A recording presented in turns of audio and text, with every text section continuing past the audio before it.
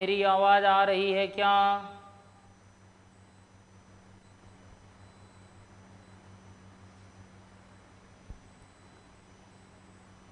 क्या मेरी आवाज?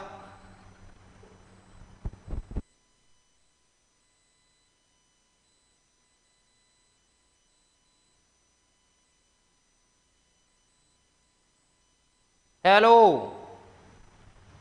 हाँ अब आ रही है। ओके ओके, देखिए चलिए एक बार हमारी आईटी टीम के लिए तालियों से इनका हौसला अफजाई किया जाए। बहुत मेहनत के साथ इन्होंने कैसे भी करके आपकी आवाज़ को बुलंद किया है। जय हिंद जय हिंद जय हिंद। हरदयाल जी नमस्कार, अभिनंदन। लो भाई अब आ जाइए। चलिए तो मैं आगे बढ़ता हूँ और हमने यहाँ तक पढ़ लिया था। और अमित जी मैं कहना चाहूँगा आज का हमारा टॉपिक ये रहेगा। हमने बहुत से क्वेश्चन किए और कल हमने प्रक्षेपीय गति को पढ़ना शुरू कर दिया था।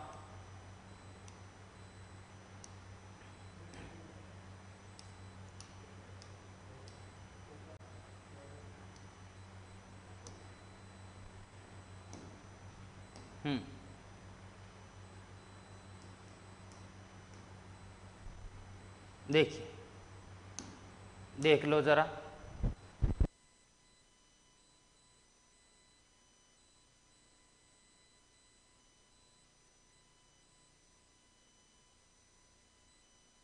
सुन लो, प्रक्षेपीय गति का मतलब क्या बताया मैंने कि अगर किसी वस्तु को क्षैतिज से किसी विशेष कोण पर अगर प्रक्षेपित किया जा रहा है तो वस्तु एक वक्रीय पथ पर गतिशील होकर धरातल पर पहुंचती है और इसको अपन एक प्रक्षेपीय गति कहेंगे।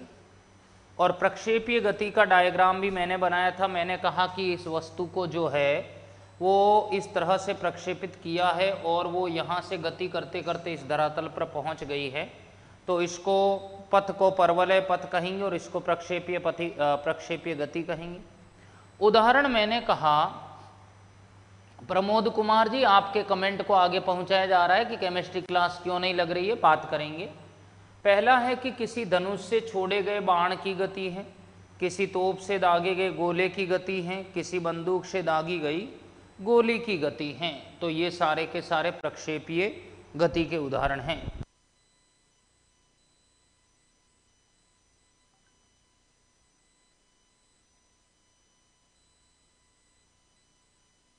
चलो आगे।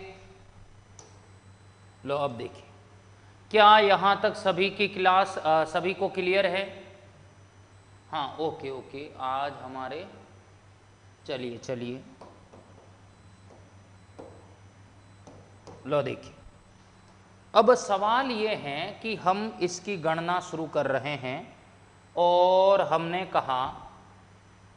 कहा प्रक्षेपीय गति का मैं करवा रहा हूं सत्यापन। क्या करवा रहा हूं? प्रक्षेपीय गति का सत्यापन। सत्यापन का क्या मतलब है? सत्यापन का मतलब है कि हमें यह सिद्ध करना है क्या प्रक्षेपीय गति में वस्तु जो गतिशील है क्या वो परवलय पथ पर गतिशील है, क्या वो परवलय पथ पर गति कर रही है, या जो पथ तय किया जा रहा है वो कैसा है। उस पथ को हमें आइडेंटिफाई करना है और उस पथ को हमें बताना है। जरा देखिए कैसे, जरा देखिएगा कैसे। मैंने कहा ये मैं कहूँगा ये प्रक्षेपीय गति किसी वस्तु की हो रही है।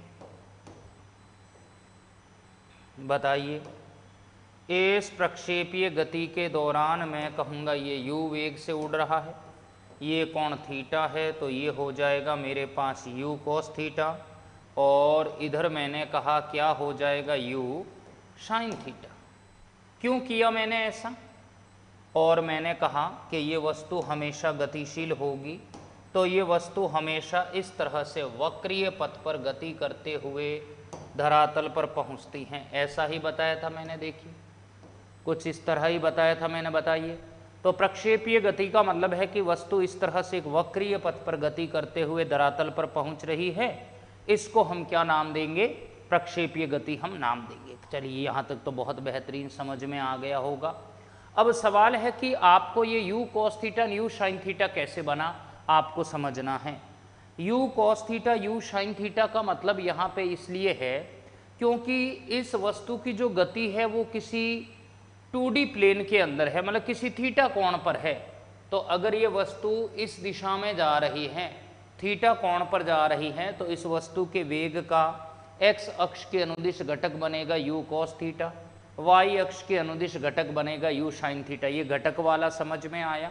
क्योंकि ये जो u जो है वो वस्तु का प्रारंभिक वेग है, इनिशियल वेलोसिटी है, और वो किसी अक्ष पर है नहीं, किसी विशेष थीटा कोण पर है, इसलिए मुझे इसको घटकों में वियोजित करना पड़ रहा। छम्मा छम्मा, हे छम्मा छम्मा। परवलय का मतलब होता है कर्व, पैराबोला, परवलय आकार। लो देखो, मैंने कहा कि भाई t समय बाद में क्या हुआ, t समय बाद में वस्तु यहाँ आ गई p x, y। कहाँ आ गई? यहाँ आ गई x, y। इसका मतलब ये है कि वस्तु t समय बाद इस पोजीशन पर है और मैं कहूँगा इस पोजीशन पर है। तो y अक्ष से लंबवत दूरी ये है, x अक्ष से लंबवत दूरी ये है। क्या यहाँ तक समझ आया? अगर मैं इन x और y निर्देशांकों को लेकर ये प्रूफ कर दूं कि ये परवलय की समीकरण है, तो इसके अंदर क्या हो जाएगा? तो मैं कहूँगा ये हो जाएगा p x, y। नहीं आया? क्या ये नहीं आया? अब मैं इन दोनों निर्देशांकों को ले रहा हूं और लेकर एक इक्वेशन प्रूव करने वाला हूं। राजवर्धन जी, हम क्वेश्चन भी करेंगे। चलिए देखिए, मैं कहूँगा माना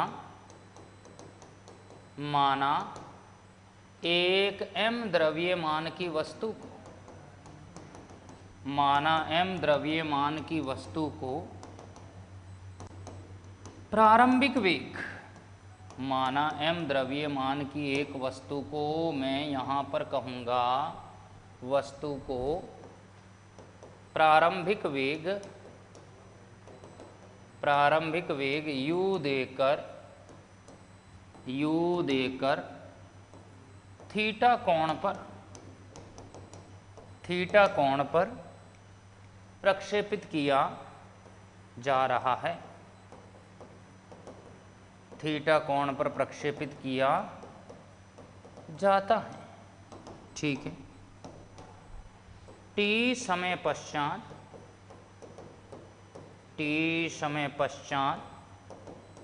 वस्तु वक्र के बिंदु P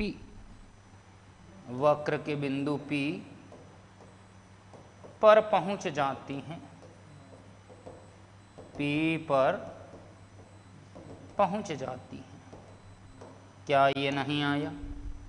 मैं कहूँगा t समय पश्चात वस्तु वक्र के बिंदु P यानी x, y पर पहुंच जाती हैं। क्या ये समझ में आया? यस। अब सवाल यहाँ पे हम ये प्रूव करना चाह रहे हैं कि ये जो पथ है, ये पथ परवलयाकार है, हमें ऐसा प्रूव करना है। हर्षित जी ने आज ही एडमिशन लिया, कोई दिक्कत नहीं है। हर्षित जी, ये समतल में गति अध्याय चल रहा है, प्रक्षेपीय गति प्रोजेक्टाइल मोशन में पढ़ा रहा हूँ। साइन थीटा क्यों आया आरती जी? इसलिए आया क्योंकि ये u सदिश है, x अक्ष के साथ कोण बनाता है तो वह कोज्या आती है, y अक्ष के साथ बनाएगा तो साइन आएगा। मैं सदिश का वियोजन में पढ़ा चुका हूँ। लो अब जरा सुनो ना। मैं कहूँगा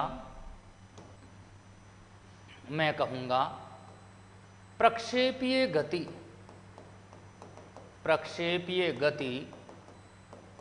वस्तु के वेगों के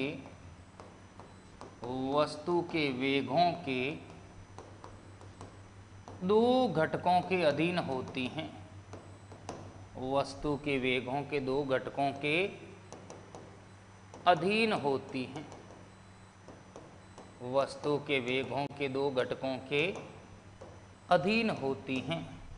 पहला मैं कहूँगा क्या नाम है? क्षैतिज घटक। बराबर है u cos थीटा। डायग्राम में दिख रहा है क्या? क्या ये डायग्राम में दिख रहा है क्षैतिज घटक? ये वाला u cos थीटा, और इसको मैं कहूँगा ऊर्ध्वाधर घटक। दूसरा मैं कहूँगा ऊर्ध्वाधर घटक बराबर u sin थीटा। क्या ये नहीं आया? क्या ये नहीं आया?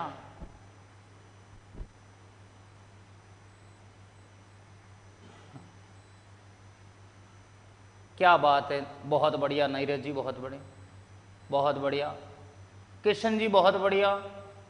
सागर जी बताइए।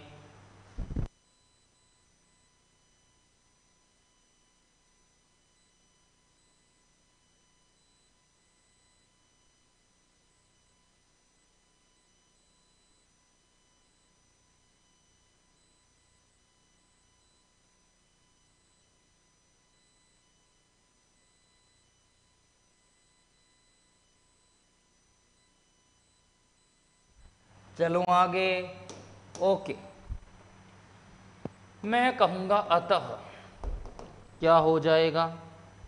अतः क्षैतिज दिशा में त्वरण क्या हो जाएगा बताइए? मैं कहूँगा क्षैतिज दिशा में त्वरण। क्या मतलब है इसका? क्षैतिज दिशा में त्वरण का मतलब ये है कि वस्तु का वेग u cos थीटा, मैं कहूँगा x अक्ष के अनुदिश है। वस्तु का वेग u sin थीटा, मैं कहूँगा ऊर्ध्वाधर दिशा में भी है। u cos थीटा और ये u sin थीटा दोनों दिशाओं में वस्तु का वेग है। तो जिस दिशा में वेग है, क्या उस दिशा में त्वरण नहीं होगा?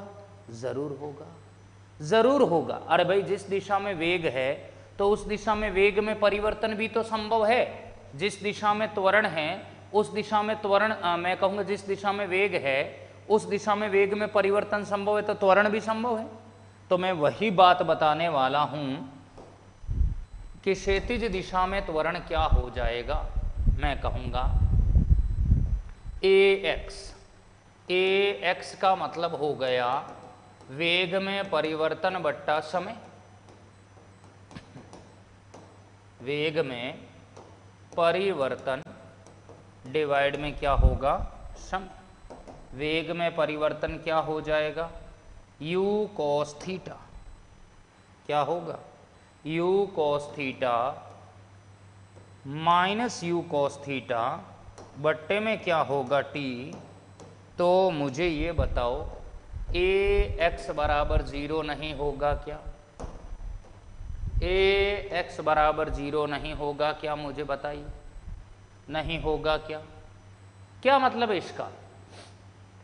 इसका मतलब है कि क्षैतिज दिशा में त्वरण आ ही नहीं रहा है। क्षैतिज दिशा में त्वरण होता भी नहीं है। ax मेरे पास 0 आया है, 0 आया है। सवाल है कि ax 0 क्यों आया? तो इसका आंसर अब आपको समझना है, सुनना है।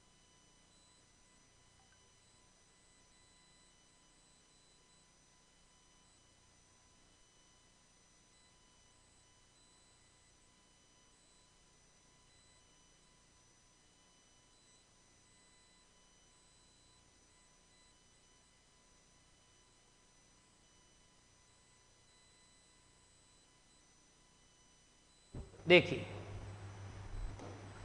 देखिए, सीधा सा पॉइंट है कि वस्तु यहां ऐसे चल रही है। किस दिशा में चल रही है?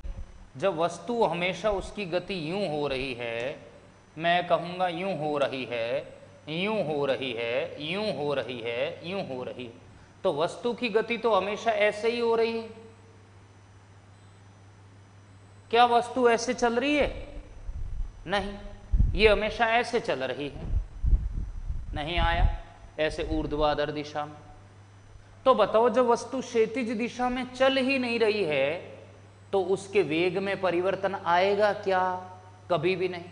तो जो वेग का घटक u cos थीटा पहले था क्षैतिज दिशा में, बाद में भी वही रहेगा u cos थीटा, बाद में भी वही रहेगा u cos थीटा। बाद में भी वही रहेगा। अगर बाद में भी वही रहेगा तो मुझे क्षैतिज दिशा में त्वरण लाना है। सागर जी थैंक यू। ए एक्स बराबर वेग में परिवर्तन बट्टा समय। अरे भाई सुनील, 2 बार यू कोस थीटा इसलिए लिया है क्योंकि वेग में परिवर्तन लाना है ना, प्रारंभिक वेग अंतिम वेग। तो क्षैतिज दिशा में जो प्रारंभिक वेग है वही अंत में भी वही बना रह रहा है। तो जब मैं इसमें से ये घटाऊंगा तो ताथैया ताथैया हो बताइए, you cos theta minus you cos theta 0 नहीं आएगा क्या? 0 नहीं आएगा, क्योंकि क्षैतिज दिशा में वेग में कोई बदलाव ही नहीं हो रहा है। तो इसलिए मेरे पास क्या आया है? 0 आया है। तो ए एक्स बराबर मेरे पास 0 आया है। अब मुझे बताओ क्या ऊर्ध्वाधर दिशा में त्वरण आएगा? मैं कहूँगा यस, ऊर्ध्वाधर दिशा में त्वरण क्या आएगा? मैं कहूँगा ए वाई बराबर क्या होगा? वही वेग में परिवर्तन बट्टा समय। वेग में परिवर्तन और बट्टे में क्या हो जाएगा? समय। वेग में परिवर्तन बट्टे में क्या हो जाएगा? समय। यानी ए वाई बराबर हो जाएगा यू साइन थीटा। अब मुझे बताओ ये चेंज हो रहा है वैल्यू, अगर ये चेंज हो रहा है तो ए वाई 0 तो नहीं होगा। अरे ए वाई 0 क्यों नहीं हुआ? क्योंकि ये वेग हर समय बदल रहा है, ऊर्ध्वाधर दिशा वाला वेग हर क्षण बदल रहा है, तो ये 0 पॉसिबल नहीं है। नहीं आया यस।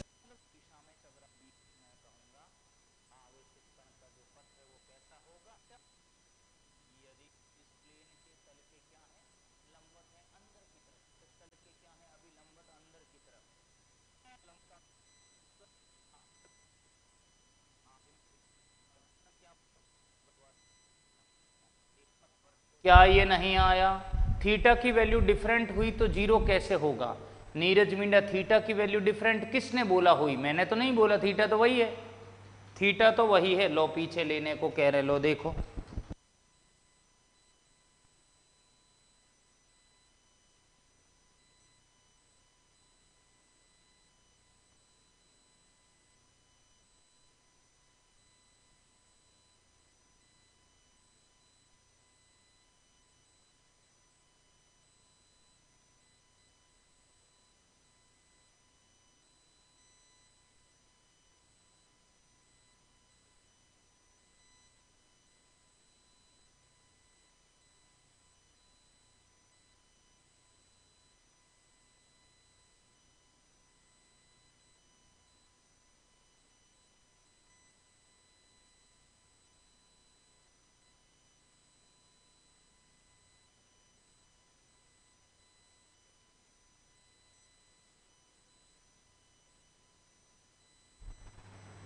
क्लियर है?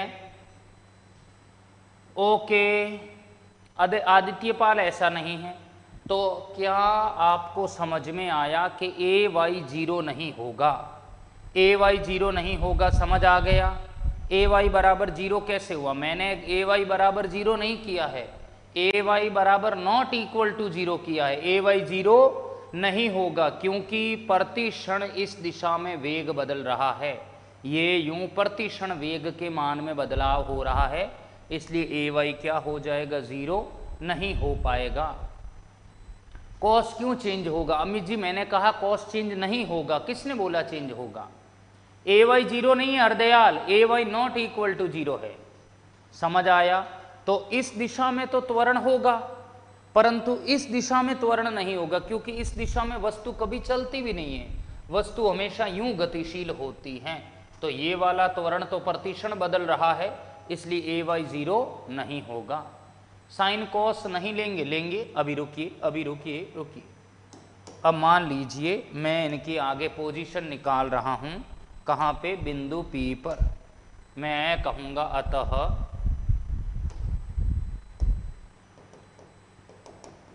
अतः बिंदु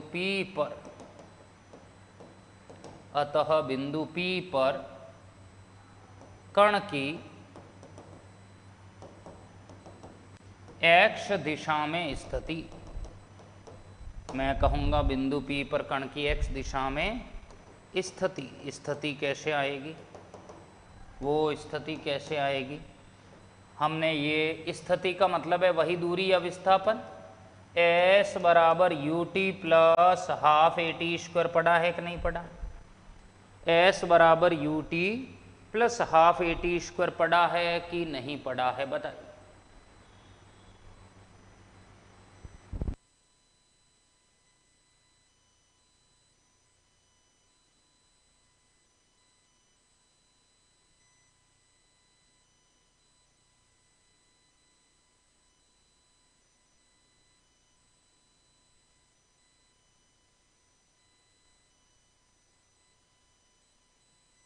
नहीं आया। s बराबर U T plus half A T square. अब मुझे x दिशा में स्थिति लानी है, तो मैं s की जगह x लिखूंगा भाई, इस s की जगह x लिखूंगा और इस u t की जगह पे मैं क्या कहूँगा, u cos theta into T होगा कि नहीं होगा? u की जगह u cos थीटा t लिखूंगा और half a x t square करूँगा कि नहीं करूँगा? Half a x t square. नहीं आया? अब आपको अभी मैंने पढ़ाया है कि ए एक्स तो जीरो है, ये तुम्हें नहीं आया समझ? u का मतलब है, u का मतलब है कि अभी हम x दिशा में समीकरण लगा रहे हैं। चित्र को आदित्य जी एक बार फिर से कह रहे हैं। आदित्य मींडा ये देखिए, चित्र देख लीजिए। ये वस्तु यहाँ से गति करते हुए यहाँ तक पहुँच गई और इस वस्तु का x दिशा में तो घटक u cos थीटा है, y दिशा में u sin थीटा है। जब मैं x अक्ष के अनुदिश ये स्थिति निकालना चाह रहा हूँ, इसके अनुदिश वस्तु की स्थिति क्या होगी, तो x बराबर क्या लिखूंगा मैं? x बराबर u cos theta t half a x t square, और ए एक्स मतलब x दिशा में त्वरण शून्य है, तो u cos theta T plus half 0t square. तो x बराबर हो जाएगा u cos theta into T. कौन है जिसको नहीं आया बताइए? तो x बराबर हो जाएगा u cos theta into T, तो t बराबर होगा x upon u cos theta. क्या ये नहीं आया? x कैसे आया? आया थोड़ी, हमने लिया है भरत, हमने लिया है कि x अक्ष के अनुदिश इसकी स्थिति कितनी है, तो x अक्ष के अनुदिश हमने स्थिति ले ली s बराबर U T plus half A T square से। u की जगह कौन आएगा? u cos थीटा, t की जगह t half a x t square. A x हमने पढ़ा है कि जीरो है, जीरो है तो जीरो रख दो। नहीं आया? क्या ये नहीं आया बताइए? तो x बराबर आ गया है u cos theta t half a x t square, मतलब x बराबर u cos theta t, t बराबर होगा x upon u cos theta. Diagram बनाए ना रविंदर जी? ये सूत्र किसका है? ये सूत्र वही है s बराबर U T plus half A T square से। हमने ये बोला कि अभी ये जो वस्तु है वो x अक्ष से कितनी दूरी पर है, मतलब ये पोजीशन में लेकर आया हूं, ये वाली, तो मैं x निर्देशांक लेकर आया हूं, x मतलब x की वैल्यू लाया हूं, अब मैं y की वैल्यू भी ला रहा हूं। कॉस क्यों नहीं चेंज होगा? इसलिए चेंज नहीं होगा अम्मी जी क्योंकि वस्तु सीधी दिशा में कभी गतिशील नहीं होती है, वस्तु हमेशा ऊर्ध्वाधर दिशा में होती है, इसलिए टी निकाला है हरदयाल जी, बिल्कुल समझ गए। अब देखिए आगे की कहानी। बरसो मारा गुदलिया बादल बरसो, देखिए मैं कहूँगा अतः वाई दिशा में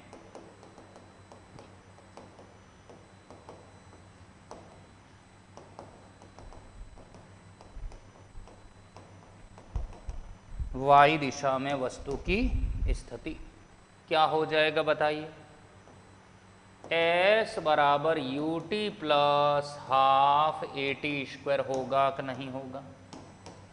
तो मैं यहाँ पर कहूँगा वाई दिशा में अगर वस्तु की स्थिति लानी है तो मैं यहाँ पर वाई एस की जगह वाई लिखूँगा और इस u की जगह क्या लिखूँगा? u साइन थीटा, t लिखूँगा, हाफ इस a की जगह पे ए वाई टी स्क्वायर लिखूँगा।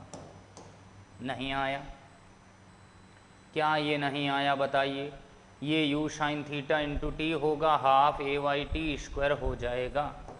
तो अब मुझे ये बताइए, इस डायग्राम को अगर आप देख रहे हैं, इस डायग्राम को अगर आप देख रहे हैं तो मुझे बताओ वस्तु की दिशा यूं हो रही है कि नहीं हो रही है? ऐसे भाई बिंदु P मैंने यहाँ लिया है, बिंदु P मैंने यहाँ लिया है, तो वस्तु मुझे बताओ गुरुत्वा बल या गुरुत्वीय बल जो है वो नीचे की तरफ लग रहा है, वस्तु ऊपर जा रही है कि नहीं जा रही है? अरे भाई गुरुत्वीय त्वरण तो वस्तु के ऊपर या लगेगा, उसकी दिशा नीचे की तरफ होगी। वस्तु ऊपर की दिशा में गति कर रही है कि नहीं कर रही है? बताओ। अगर वस्तु ऊपर की दिशा में गति कर रही है, गुरुत्वीय त्वरण नीचे की तरफ है, तो ऐसी कंडीशन में क्या हो जाएगा हमें बताना है। देखिएगा कैसे। y बराबर मैं यहाँ पर कहूँगा ए वाई बराबर माइनस का g नहीं बनेगा? क्या ए वाई माइनस का जी नहीं बनेगा? क्या नहीं आया? ए वाई का मतलब है वस्तु ऊपर जा रही है और गुरुत्वीय त्वरण नीचे की तरफ है, तो मैं कहूँगा ए वाई मतलब वाई दिशा में त्वरण नेगेटिव हो गया, क्योंकि वस्तु का त्वरण जो होगा गुरुत्वीय त्वरण के विपरीत है, इसलिए मैंने माइनस जी लिया है। क्या ये समझ आया? क्या ये समझ आया? बताइए हरिया।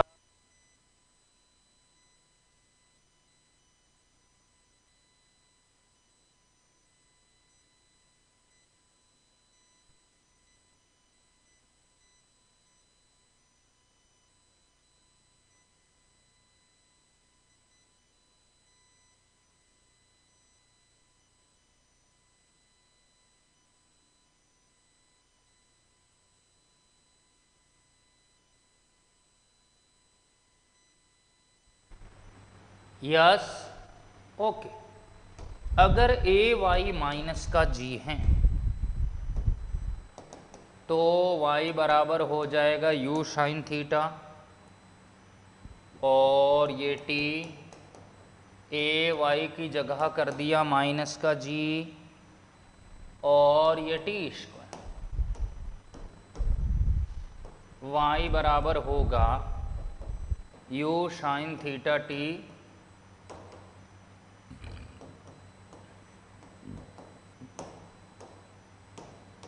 y बराबर होगा u साइन थीटा गुणा t minus half g t square. कोई डाउट है किसी को? यहाँ तक बोलो। क्या यहाँ तक कोई डाउट है? किसी को समझ आ गया? जी कैसे आया? आदित्य जी, इसके लिए तुम्हें पुरानी क्लास से देखनी पड़ेगी।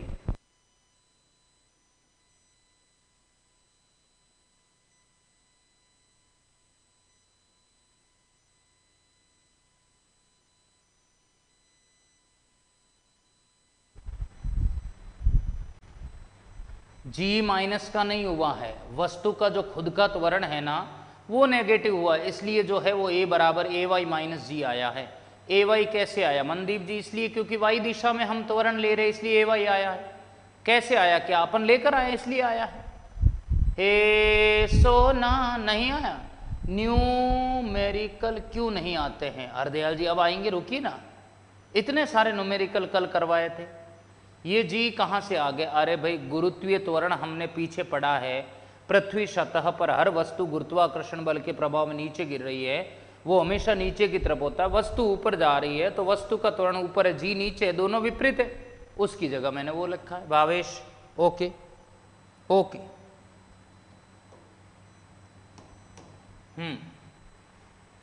तो y बराबर u sine theta into t minus का हाफ जी टी स्क्वायर होगा।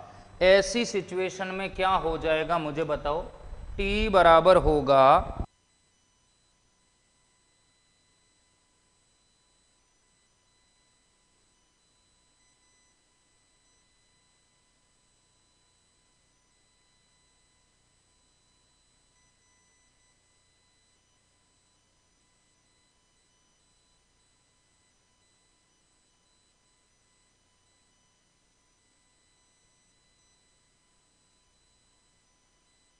क्लियर है क्या? अगर ये ऐसा होगा तो मुझे बताइए t बराबर क्या आया है मेरे पास? t बराबर आया है x upon u cos theta, x upon u cos theta.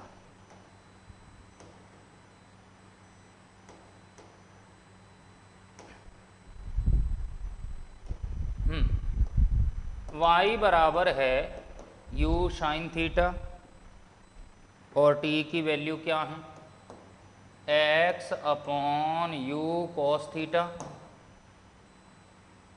Minus half g, और t कितना है? x upon u cos theta का होल स्क्वायर। y बराबर यू साइन थीटा बट्टे में यू कॉस थीटा, और ये आ गया x half g x square u square cos square theta. नहीं आया? क्या हो जाएगा? खच खच। मैं कहूँगा y बराबर एक्स टेन थीटा, y बराबर एक्स टेन थीटा माइनस का g x square two u square cos square theta होगा कि नहीं होगा? समझ आया? ये साइन थीटा बट्टे कॉस थीटा टेन थीटा बन गया, ये x बन गया माइनस का जी एक्स स्क्वायर बट्टे two u square cos square theta. t तो गुणे में था ना, वैल्यू रख दी ना युवराज, वहां पे मैंने वैल्यू रख दी है t बराबर x upon u cos theta. ध्यान से समझ मेरे राजा, नहीं तो बच जाएगा बाजा। X tan theta g x square बट्टे में two u square cos square theta ऊपर चला गया शेक स्क्वायर थीटा। क्या ये समीकरण समझ में आई? क्या यहां तक क्लियर है? Hello hello hello.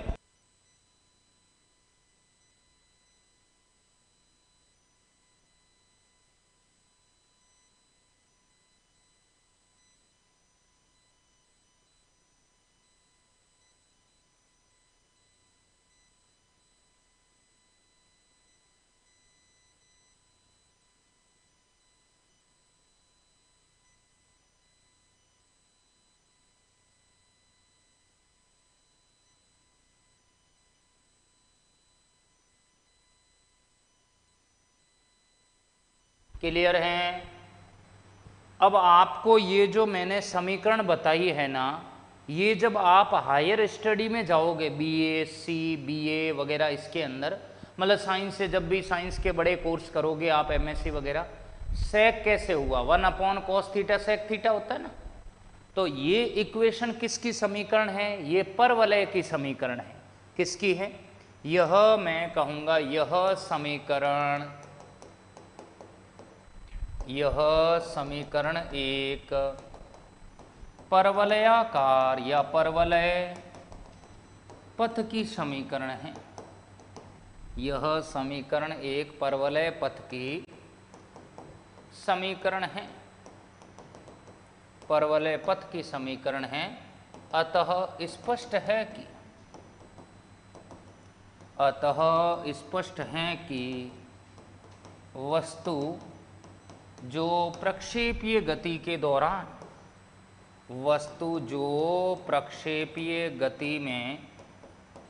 प्रक्षेपीय गति में गतिशील है वह परवलय पथ पर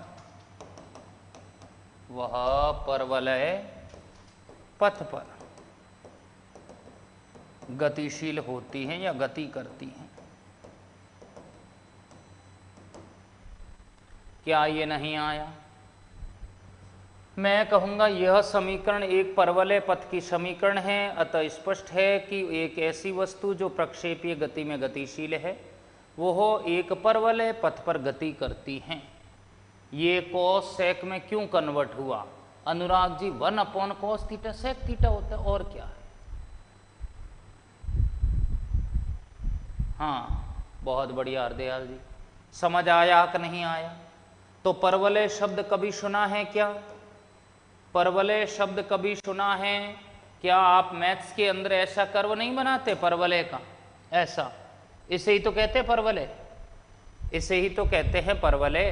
तो हमने ये सिद्ध कर दिया कि वस्तु कौन से पथ पर गतिशील है, हमने ये सिद्ध कर दिया कि वस्तु कौन से पथ पर गतिशील है। मैं कहूँगा वस्तु एक परवलय पथ पर गतिशील है, पैराबोलिक पाथ पर गतिशील है। कौन सी गति में? प्रक्षेपीय गति में। समझ आ गया? तो प्रक्षेपीय गति में वस्तु कौन सा पथ ट्रेवल कर रही है? ये जो रास्ता है, इस रास्ते का नाम क्या है? पैराबोला। बरसो ओ मारा गुदलिया बादल बरसो। आगे देखिए, आगे देखिए, मैं कहूँगा प्रक्षेपीय गति के मुख्य अवयव, प्रक्षेपीय गति के मुख्य अवयव,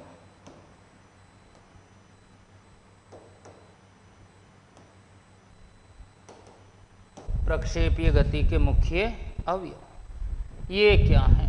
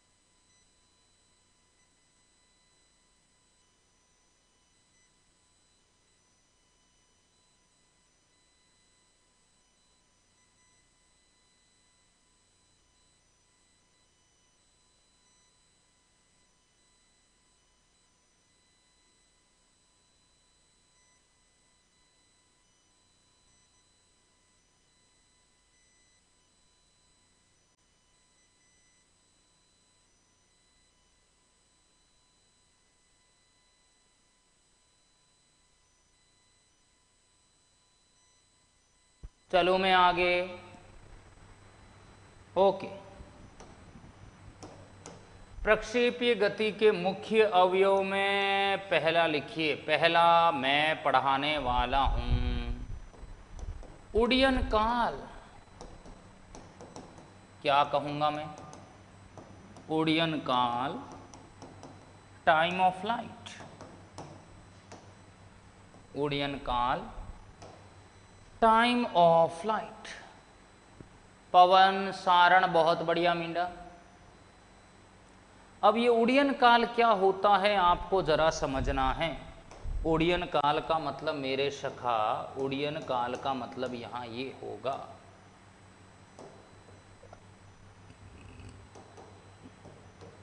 उड्डयन काल का मतलब यहां ये होगा कि एक वस्तु को, एक वस्तु को यहाँ मूल बिंदु से, एक वस्तु को यहाँ मूल बिंदु से उड़ान भर के थीटा कोण पर प्रक्षेपित होकर यहाँ से चलकर यहाँ पहुँचने में जितना समय लगा है, उसी समय को हम क्या नाम देंगे? उसी समय को हम उड्डयन काल कहेंगे। नहीं आया? नहीं आया?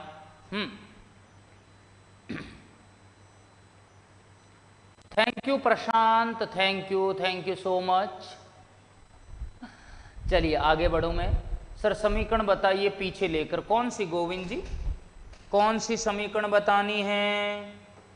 कौन सी समीकरण बतानी? गोविंद जी कहाँ रह गए? 1 मिनट रुकिए भाई, गोविंद जी को लिखने दीजिए जरा। कौन सी समीकरण? गोविंद जी जल्दी करो, मुझे आगे पढ़ाना है, जल्दी से हरिया।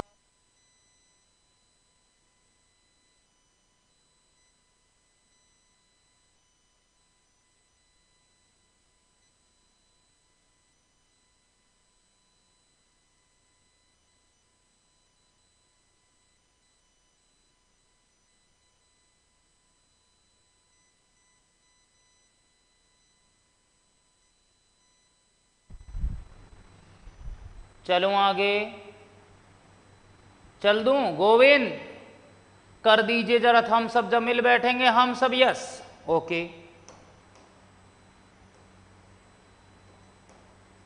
लो भाई उड़ीयन काल का अर्थ समझो। उड़ीयन काल का मतलब पैराबोला का इक्वेशन बताए शिवाजी, अभी लास्ट में हम रिवीजन करेंगे उस समय बता देंगे, बीच में पीछे जाना पॉसिबल नहीं है। लो देखो, मैं कहूँगा इस वस्तु को यहाँ से उड़ान भरकर यहाँ पहुँचने में जितना समय लगता है उस समय को हम उड़ीयन काल कहेंगे। मैं कहूँगा वस्तु द्वारा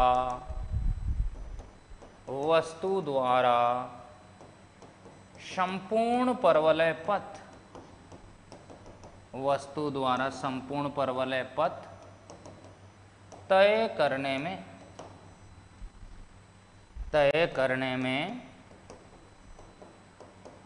लगा समय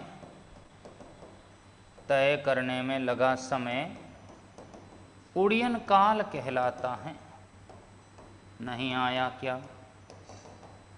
क्या ये नहीं आया बताइए कि उड़ीयन काल का मतलब है वस्तु के द्वारा संपूर्ण परवलय पथ तय करने में जितना समय लगता है उसको हम क्या नाम देते हैं, उड़ीयन काल नाम देंगे। अब जरा सुनिए, मैं कहूँगा गति की प्रथम समीकरण से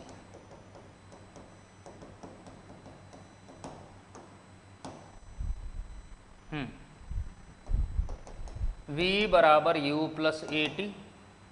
तो मुझे बताइए वस्तु किस दिशा में उड़ रही है? वस्तु उड़ रही है y दिशा में, ऐसे ऊर्ध्वाधर।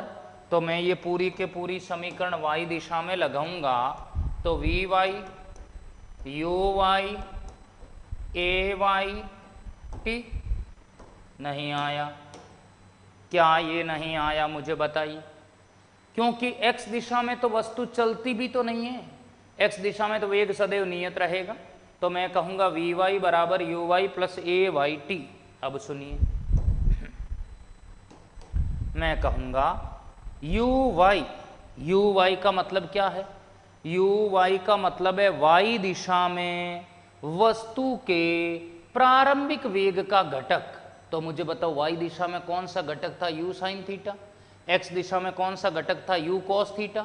v कैसे आया मनदीप जी? इसके लिए तुम्हें पुराने लेक्चर देखने पड़ेंगे। मनदीप, कुमावत, गति की समीकरण जो तीसरे चैप्टर में पढ़ाई मैंने सरल रेखीय गति में, उसमें देखना पड़ेगा। तो uy हमारे पास क्या है? u sine theta. ला ला ला ला ला ला ला ला, देखिए। और ay क्या होगा? माइनस का g। क्यों हुआ?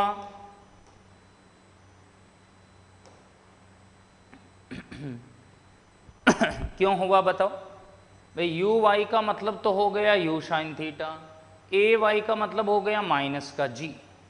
समझ गए? ay का मतलब है माइनस का g। तो मुझे ये बताओ ऐसी सिचुएशन में क्या हो रहा है? ये वस्तु अगर यूं जा रही है, तो वस्तु का जो त्वरण है वो गुरुत्वीय त्वरण के विपरीत दिशा में है कि नहीं है? इसलिए मैंने ay बराबर माइनस का g ले लिया। अब मुझे बताओ अगर वस्तु यहाँ पहुँच गई तो इस बिंदु को कहा जाता है चरम बिंदु। क्या कहा जाएगा? a त्वरण है। जी हाँ शारण जी, a त्वरण है। देखिए, किसको नहीं आया मुझे बताइए? मैं अभी घर आ रहा हूं, ठोला मारूंगा, चाय पी के जाऊंगा। बताइए किसको डाउट है अभी भी?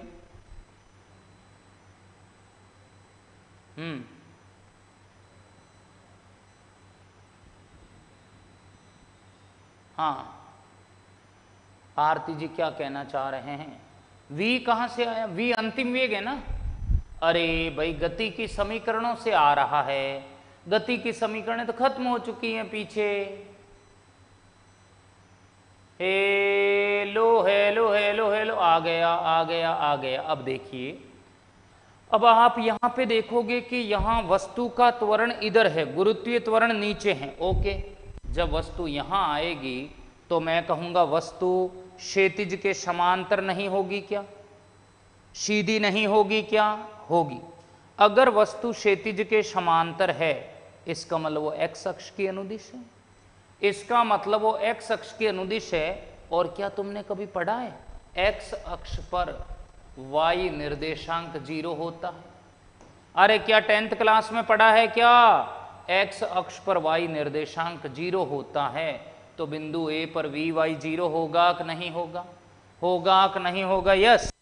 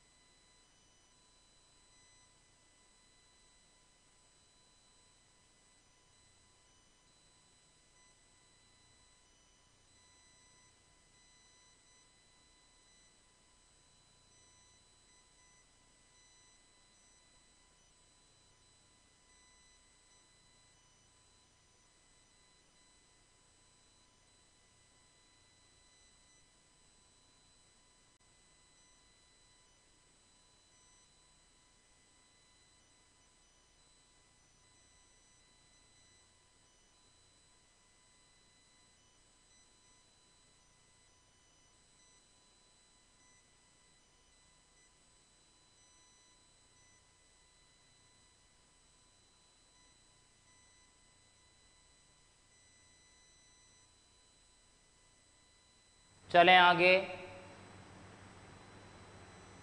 आरती जी, आपकी भाषा समझ में नहीं आ रही है। क्या ये समझ में आया? एक्स अक्ष पर वाई निर्देशांक 0 होता है, याद है कि नहीं है? तो मैंने वी वाई को 0 लिया है, मैंने वी वाई को 0 लिया है, यू वाई मेरे पास है, वी वाई मेरे पास 0 है, ये 0 रख दूं, ये है, तो अब देखिए क्या बन जाएगा। 0 बराबर यू साइन थीटा गुणा टी और ए वाई की जगह हो जाएगा माइनस का जी टी। नहीं आया क्या? अभी भी नहीं आया? देखो ये तो बेसिक बात है, आपको तो सीखनी पड़ेगी आज नहीं तो कल। तो इसको अगर मैं इधर भेज दूं तो ये बन जाएगा you sine theta into T बराबर जी टी। नहीं आया क्या? क्या था? अच्छा, यू साइन थीटा ही है, ये टी है ही नहीं, यू साइन थीटा ही है, मुझे टी लाना है। तो टी बराबर यू साइन थीटा बट्टे में जी आएगा कि नहीं आएगा? डिवाइड में जी आएगा कि नहीं आएगा? मुझे बताइए। ये निर्देशांक पर x क्या होगा? y ही क्यों लिया निशु जी? इसलिए लिया क्योंकि वस्तु सदैव ऊर्ध्वाधर दिशा में जा रही है। uy 0, uy नहीं है, vy है हरदयाल जी, क्योंकि बिंदु ए पर क्या हो रहा है? वस्तु x अक्ष के समांतर है, तो x अक्ष पर तो y कोऑर्डिनेट 0 होता है ना, अपन पढ़ चुके हैं पहले भी, तो इसलिए 0 ले लिया। अब मुझे बताओ ये समय कहाँ का है? ये समय कहाँ से कहाँ तक का है? ये समय मुझे बताओ ओ बिंदु से चलकर ए बिंदु तक का समय है। कहाँ से कहाँ तक का है? ओ बिंदु से चलकर ए बिंदु तक का समय है, ठीक है। जीटी कहाँ से आया शिवम जी? गति की पहली समीकरण से। ये ओ से ए तक का समय है, तो जितना समय ओ से ए तक लगा है ना, उतना ही समय ए से बी तक पहुंचने में भी लगेगा, क्योंकि परवलय जो वक्र होता है वो सिमेट्रिकल होता है, सममित होता है। और अगर ये सममित होगा तो जितना समय इसको यहाँ से यहाँ चढ़ने में लगेगा उतना ही उतरने में भी लगेगा। जीटी कहाँ से आया? गति की समीकरण से। जीटी गति की समीकरण से आया है, वी वाई बराबर u y a y t, v y u sine theta a y minus का टी। अब देखिए जरा, तो मैं कहूँगा चूंकि परवलय पथ सममित वक्र होता है। क्या होता है? सममित होता है। अतः मैं कहूँगा टी ओ से ए बराबर टी ओ से बी लगेगा, बराबर लगेगा। अगर ये बराबर है तो कितना है, u साइन थीटा बट्टे में g है। मुझे तो उड़ीयन काल चाहिए, मुझे तो उड़ीयन काल चाहिए। तो उड़ीयन काल t का मतलब होता है उड़ान भरकर अंत तक नीचे पहुंचने में लगा समय। तो TOB नहीं आएगा क्या, नहीं आएगा क्या। u मैं पीछे लिख रहा हूं, दोनों को जोड़ूंगा तभी तो उड़ीयन काल आएगा। t बराबर u साइन थीटा बट्टे में g आएगा। t बराबर बनेगा 2u साइन थीटा बट्टे जी। नहीं आया क्या, ये नहीं आया। हरियप हरियप हरियप हरियप। किसको नहीं आया अभी भी, किसको नहीं आया मुझे बताइए, जल्दी से मुझे कमेंट करके बताओ किसको नहीं आया। हरियप।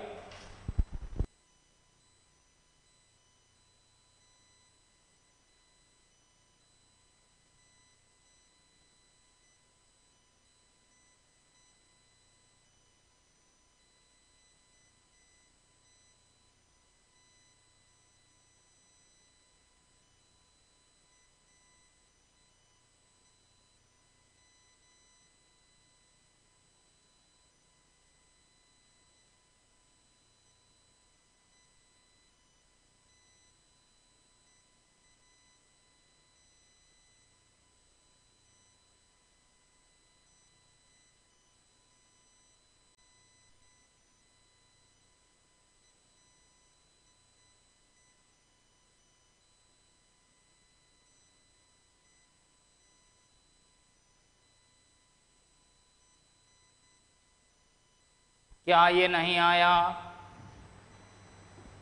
2g आता है ना। अरे हरदयाल जी, नीचे तो g आएगा, ऊपर जुड़ जाएगा 2u sine theta, u sine theta, u sine theta, 2u sine theta. नहीं आया क्या, ये उड़ीयन काल का अर्थ समझ में आ गया सभी को। दोनों का एलसीएम सेम है, बिल्कुल सेम है। लो भाई सुनो, मैं यहाँ से ये वापस समझा देता हूँ कि मैंने यहाँ पे क्या किया था। x अक्ष की अनुदिश स्थिति ली तो u cos थीटा t आया मेरे पास, हाफ ax t स्क्वायर आ गया। ax 0 रख दिया तो u cos थीटा t आ गया, ये 0 हो गया, समय की वैल्यू निकाल ली। फिर y दिशा में स्थिति लाया तो ut plus half a t square u sine theta t, half a y t square a y आ गया है माइनस का g। y बराबर u sine theta t half minus g t square, minus आ गया t बराबर x upon u cos theta. ये value यहाँ रख दी, u कट गया, साइन cos tan हो गया, cos स्क्वायर थीटा ऊपर चला गया, sec बन गया। ये हमारे पास समीकरण है परवलय की। क्या ये समझ में आया? ओके मेरे मित्र, आप सभी का बहुत बहुत अभिनंदन रहेगा। आज के लिए मैं इतना ही रखता हूँ। अगली कड़ी में पढ़ के आना, रिवाइज करके आना। Thank you, take care, bye bye, जय हिंद।